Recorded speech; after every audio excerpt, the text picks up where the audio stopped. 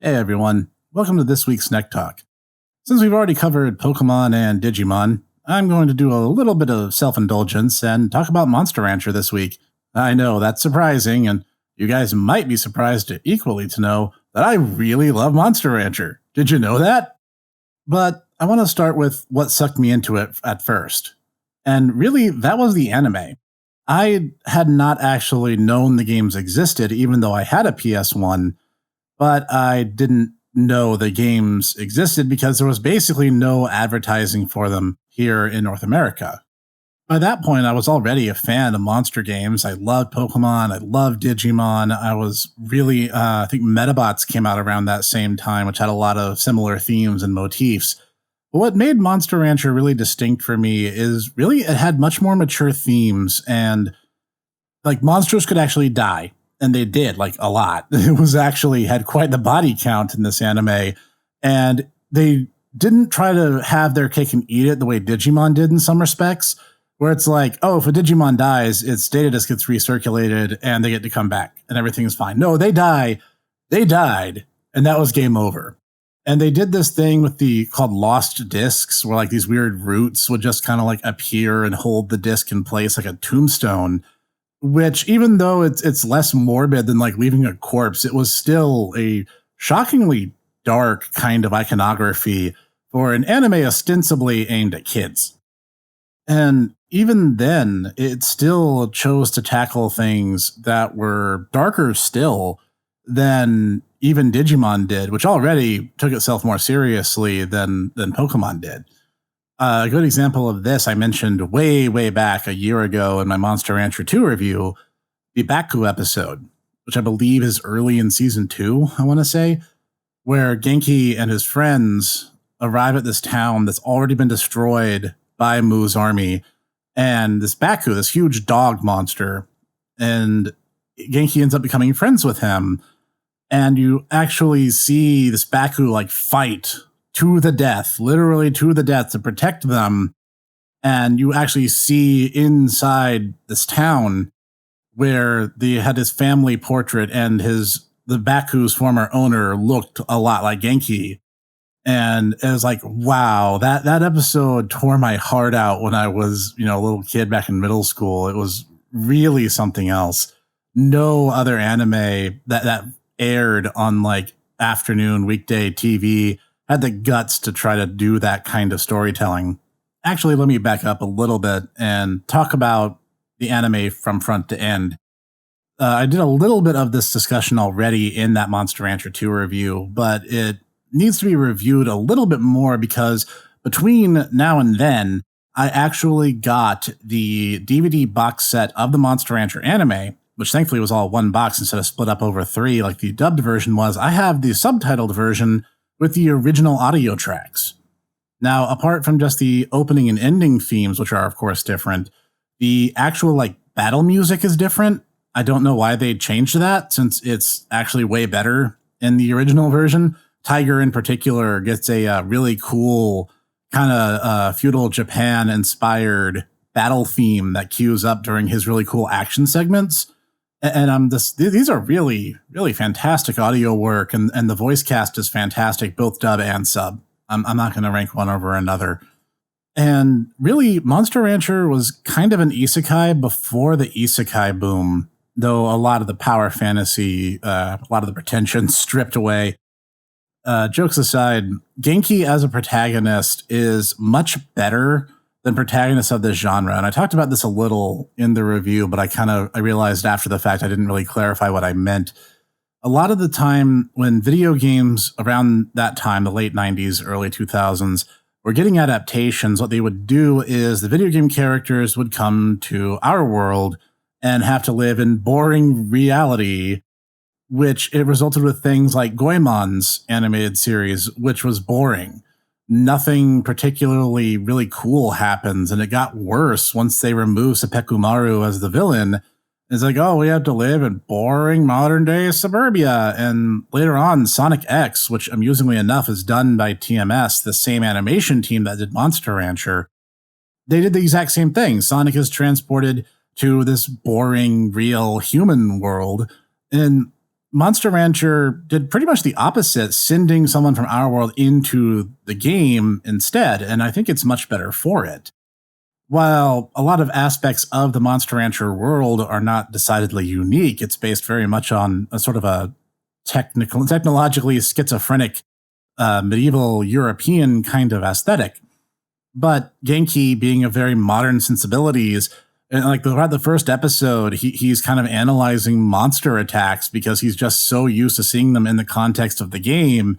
And he's so blown away by the fact that it's suddenly happening to him. And he has a very realistic response. What a fanboy would do if he was transported into the world of his favorite video game. And he's super pumped up about it. I understand where some people might find him annoying because he does get excessively, irrationally exuberant. But at the same time, I think his behavior, given his age, is very understandable. And he's a very entertaining character who genuinely wants to do good and do right by this new world that he's in. And so he immediately sets out. He's like, oh, I'm going to do the right thing and I'm going to fight the bad guy. And it's Holly who's like, you have to take yourself a little bit more seriously or you are going to die. She doesn't say that in the dub, obviously, but in the Japanese, she's a little more like, you need to be more cautious or you're going to get yourself hurt. The overall cast of the show was really good. The Courageous Seven, as they're called, with you have Genki and Holly as kind of the lead characters. And then you have Suezo, who is the smart mouth of the team. And in the Japanese version, he actually gets some pretty funny, perverted jokes where he zooms in with his weird optic eye lens trick. And like he sees this quote unquote female Suezo, however much sense that makes, with like long brunette hair and red lipstick. And he's looking at her rather than looking at the baddies. And that made my inner 13-year-old giggle with glee. Then there's Mochi, who kind of behaves as a secondary mascot. And honestly, I'm not wild about Mochi. You really could have removed him from the entire series and not lost a whole lot. Then you have Hare, who is the schemer, the one who's always trying to work an angle. Then you have Tiger, the bad boy, the guy who's trying to make amends for being a bandit for all these years, and he still doesn't really have his social etiquette down pat just yet. And Golem, who I really like. Golem might be my favorite. He's this big, gentle guy who's like, I hate fighting. It's wrong. It's not going to help anyone. It's only going to make things worse. But, suddenly Mu shows up, this huge colossus, this human-shaped creature shows up, and Golem's just like, I will deal with him. It's really cool to see it happen. These characters are all really interesting, and even though they do kind of fall pretty cleanly into like, oh, hey, we're that 5-man band and a lot of the old tropes, they still make the characters very entertaining to see on screen. Tiger and Hare's interactions in particular being a joy, especially throughout the first season where it's much more monster of the week. And what was really weird is there was some pacing issues throughout season 1 and a little bit of season 2, where it's very clear that the writers had a very clear and distinct idea of where they wanted to go, but they seem to disagree on how quickly they should get there.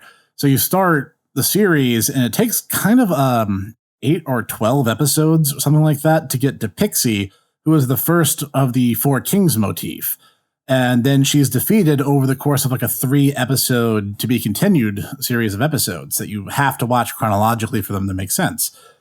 Later, you get into, the battles against Grey Wolf, Naga, and Gali. And by the time you're at Gali is pretty much introduced and disposed of in one episode, and he gets no fanfare whatsoever. And while it's very clear they wanted Pixie to be a bigger part of the series, and I'm glad they did, it was very obvious that the other ones were not as well paced or as well thought out as hers, which is, I guess, a fair complaint to issue, especially as when you get to season 2, a lot of it is Durahan's monster collection. That's kind of weird, isn't it? A monster with a monster collection, but he does. He has a frozen collection of monsters and sends them after the good guys pretty much one at a time without really any care or consideration. And then you end up, Mu is going to the mountains to get his old body back. And they kind of dragged their heels on that, like the 5-minute timer on Namek, and just, oh, yeah, he's going to get his body. It's going to be scary, you guys, for realsies. And a recurring issue I did have with the anime, and I feel this is a point of contention, was the over-reliance of the magic stone. I know most shonen battle series do rely a bit on the hero wandering around aimlessly until the plot just happens to find him, but the magic stone made things feel a little bit too convenient. It was the answer to everything a little more often than it should have been. Holly herself was great. It was just really weird to see this character who in the games is a kind of a plain Jane who's just there to help you out as best she can, suddenly have like these weird mystical powers that just kind of come out of nowhere. I get that it was expedient for the plot, but again, with the Monster of the Week formula, the stone felt a little bit too powerful and a bit over-relied on, especially when they get into the third season, which clearly was not planned from the beginning, because season 2 ends in a very appropriate way, and an ending that I actually thought was the finale, because here in the United States, we didn't get the third season on TV. I saw it years after the fact on some streaming site, Hulu, I think it was, back when that was free. And that was a bit of a, wow, hey, there's more to this. And they completely undercut the rather dramatic moment at the end of season 2, where it's like, even if you're no longer physically with them, your friends are always your friends no matter where you go, which I think is a really, really poignant message, something that I think really should be taken to heart. And season 3 just kneecaps it by just, oh, hey, there's another game disc, and Genki just gets to go back because, well, there was demand for more, so we're making more to try to get some DVD sales. It's a little bit malicious in that respect. But putting that aside, season 3 was probably the most like the games the anime ever got. And it had that very strong tournament structure, which is really divisive in anime fans, I know. But honestly, I liked it for what it was. It ends in kind of a predictable fashion where it does kind of retread a bit of the end of season 2. But overall, I think the anime was really solid, and I think it was a good jumping on point for people who are curious about it. Now, my actual experiences with the games didn't happen until my birthday, I think freshman year in high school. And I remember taking my birthday money and going to a used game store, I think Funko Land, I think that still existed back then. I got a copy of Monster Rancher 1, and it didn't have an instruction booklet or even the original jewel case. It was just the CD in a blank CD case. I had to learn everything I know about the game via the scientific method. So my first monster, because I had no idea what I was doing, I combined a dino and a Suezo from the starting shop and got a, I think it's called Mustard or Mustardy or something like that. I named it after Gone, after the manga about the yellow dinosaur. And I raised him, and I did resoundingly meh, because I mistakenly misinterpreted something in the game where Holly mentioned something about training with balance, and I thought she meant all your stats need to be equal or roughly equal. And I went out of my way to try to train this stupid dinosaur in stats that he was absolutely no good at. Yeah, suffice it to say that didn't really work. I think he got to C or B rank before he died. And then from then going forward was just me trying different discs and experimenting until I figured out how to actually play the game with some level of competency. Around that same time was actually when I met my friend Cog for the first time. He actually owned Monster Rancher 2 for similar reasons, having seen the anime first. So he and I swapped games, and I fear I might have gotten the short end of the stick because I had to deal with Oakley Man. And if you don't know who that is, you never played Monster Rancher 2. Because Oakley Man is the bane of all ranchers everywhere, because he's this weirdly powerful Gaboo monster who shows up in Monster Rancher 2's low ranks and is way, way, way stronger than he should be. So, I'm kidding. Monster Rancher 2 is a great game, as I've said, and really it took a lot of the ideas from Monster Rancher 1 and refined them, gave you a little more incentive since training no longer gives you pocket change of money, and it kind of pushes you in the right direction. Hey, get in the tournament, start doing something with it. And really, it was kind of a logical evolution, and the expeditions are way more fun in Monster Rancher 2 and way less player hostile than they were in Monster Rancher 1, where getting lost was almost a certainty. And around that same time, I had my Game Boy Advance and was playing Monster Rancher Advance and Advance 2. More on them later. I'm actually not going to talk about them. Hint, hint. Anyway, I got the PS2 a little bit later than most of my friends, but I did eventually, and the first game I got for it was Monster Rancher 4. as Cog already had a copy and he already pretty much sold me on it. I'm like, this is the best one in the franchise. Might be the best one. Monster Rancher Advance 2 is pretty good.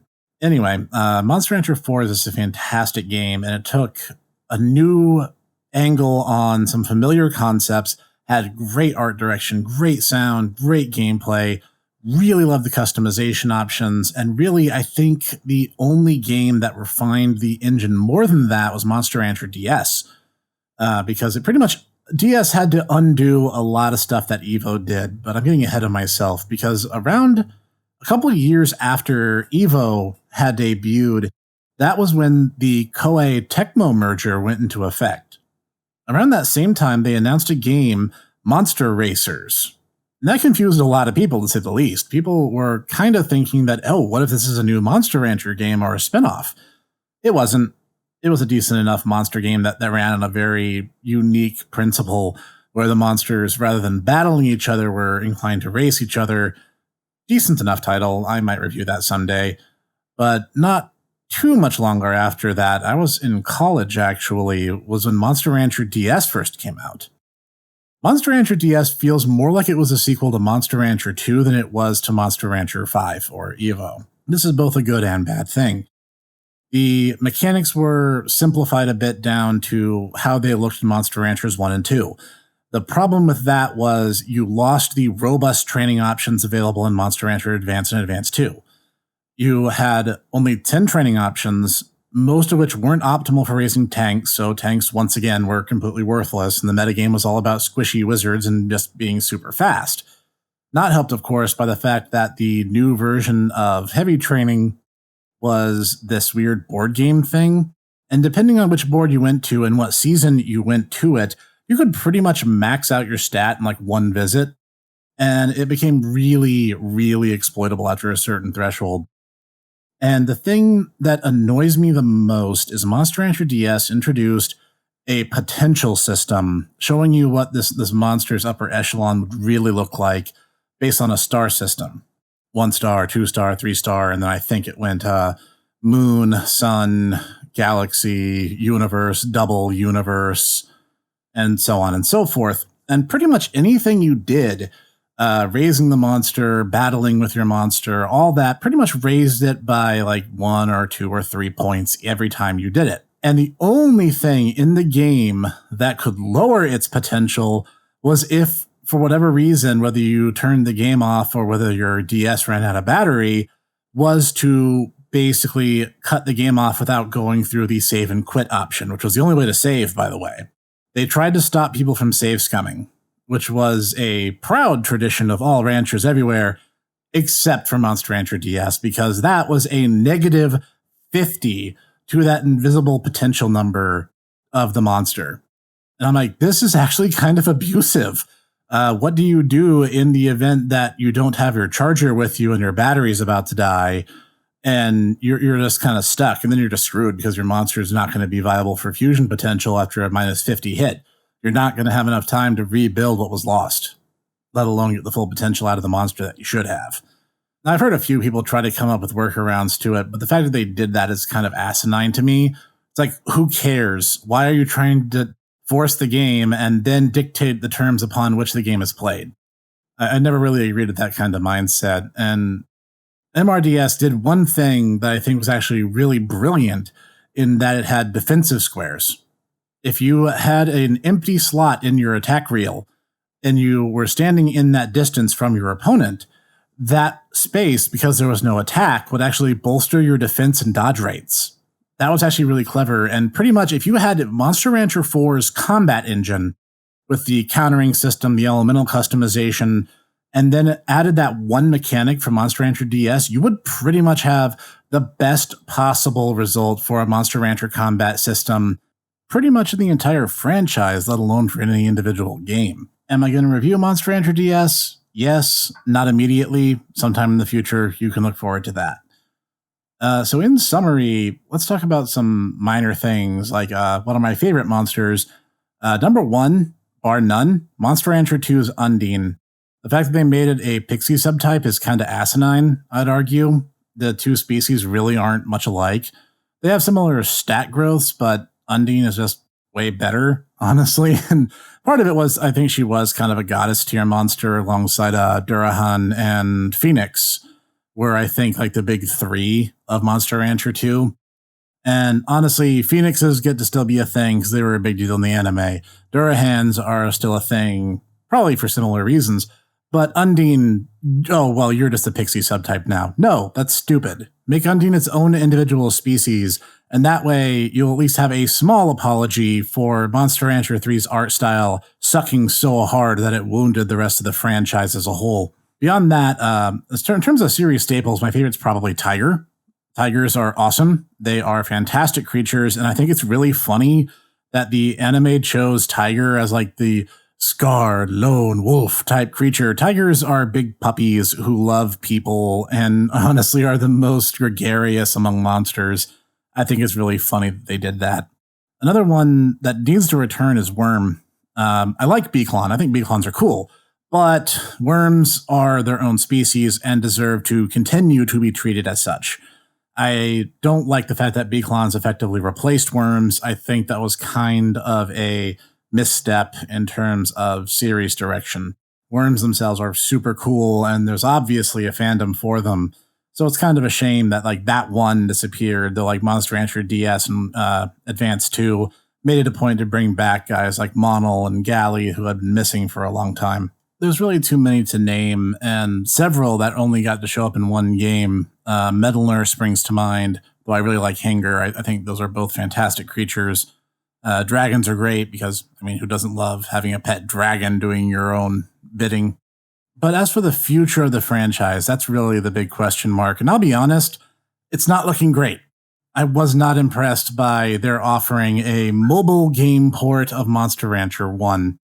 That actually kind of came off as a slap to the face with all the teasing they were doing with the Japanese exclusive Monster Rancher Twitter feed with Holly and Colt in character posting on the Twitter feed. And they actually did an April Fool's joke that I actually rather liked, was Atelier Holly combining the Tecmo's Atelier franchise with Monster Rancher. And I'm like, you know what? That wouldn't even be a stretch. That would actually work incredibly well. If they did it, I'd buy it. I'm just saying that right now. I'm just putting that out there.